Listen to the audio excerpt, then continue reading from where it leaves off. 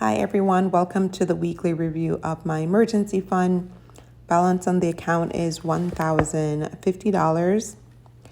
In last week's video, it was a huge change because I did deplete the emergency fund to invest more aggressively into my brokerage account. I know that was a very controversial action by me, and it all depends on your point of view. Some folks thought, great, I don't have emergency fund. I leverage my brokerage account as my emergency fund as needed.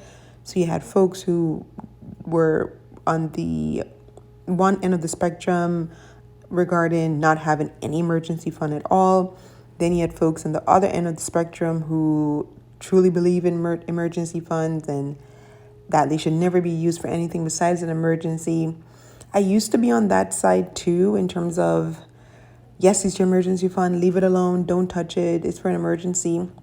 But I think as I've just matured in my finances, I'm starting to be a little bit more flexible in terms of maybe leveraging my emergency fund for some financial goals. But that said, I'm not really sure where I stand.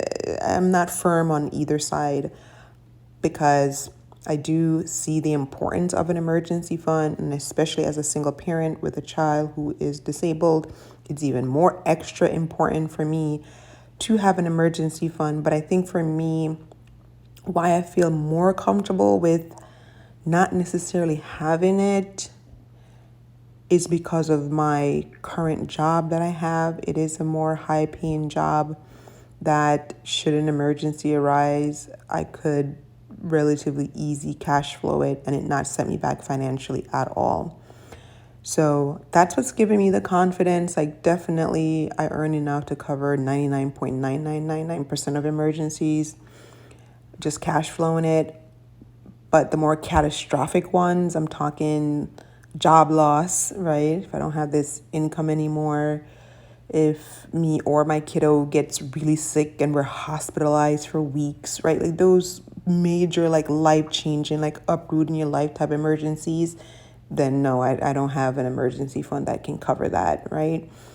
So I'm trying to like not be too like cynical in terms of those type of situations can happen, like the more catastrophic ones. Like, of course, no one is like safe from anything and they absolutely can happen to me. But I'm trying not to like psych myself out either in terms of like, oh my gosh, what if you lose your job tomorrow? And it's like, well, did your company give you any hints that you will lose your job? Are you not performing well? And those answers are no. And of course, I understand layoff. Like, I've been laid off before, so I'm not naive to layoffs and companies say A and then they do Z and then they do lay you off. Again, I've been in that position, so I'm not naive. But I think for now, just to like keep my sanity in place, I am just going to assume, unless something significantly negative happens at work, that I will keep my job. So that's what, again, is giving me ease in terms of essentially not having a true emergency fund right now. But let's go back to the numbers. Again, the balance on the emergency fund is $1,050. I did readjust the target for 2024 for the emergency fund to $3,000.